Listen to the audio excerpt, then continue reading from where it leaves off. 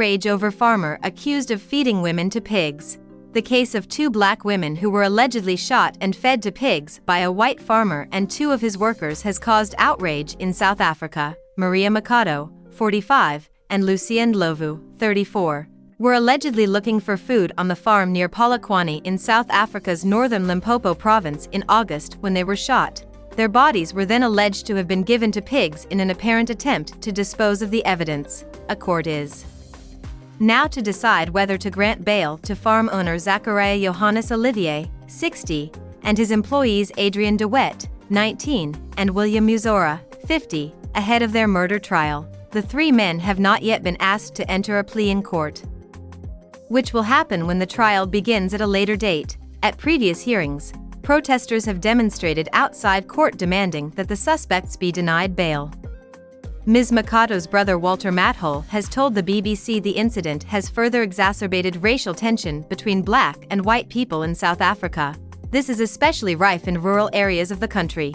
Despite the end of the racist system of apartheid 30 years ago, the 3 men in court in Polokwane also face charges of attempted murder for shooting at Ms. Ndlovu's husband, who was with the women at the farm, as well as possession of an unlicensed firearm. Mabutho Mcube survived the ordeal on the evening of Saturday, August 17, and crawled away and managed to call a doctor for help.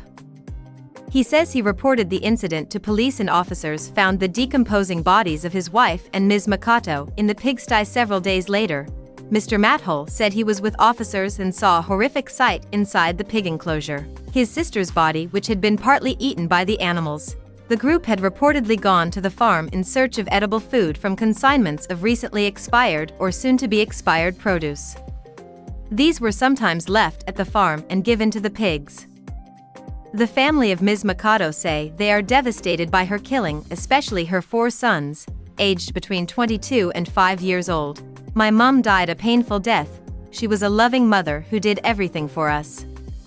We lacked nothing because of her," Ranti Mikado, the oldest of her sons, tearfully told the BBC. "I think I'll sleep better at night if the alleged killers are denied bail," he added. The opposition Economic Freedom Fighters, EFF, party has said the farm should be shut down. The EFF cannot stand by while products from this farm continue to be sold as they pose a danger to consumers, it said after the bodies were found. The South African Human Rights Commission has condemned the killings and called for anti-racism dialogues between affected communities. Groups representing farmers, who are often white, say farming communities feel under attack in a country with a high rate of crime, though there is no evidence farmers are at any greater risk than anyone else. There have been 2 other incidents that have ratcheted up racial tension recently. In the eastern province of Mpumalanga, a farmer and his security guard were arrested in August for the alleged murder of 2 men at a farm in Laersdrift near the small town of Middelburg, is alleged. The 2 men, whose bodies were burnt beyond recognition, were accused of stealing sheep. The accused remain in custody while the ashes undergo DNA analysis.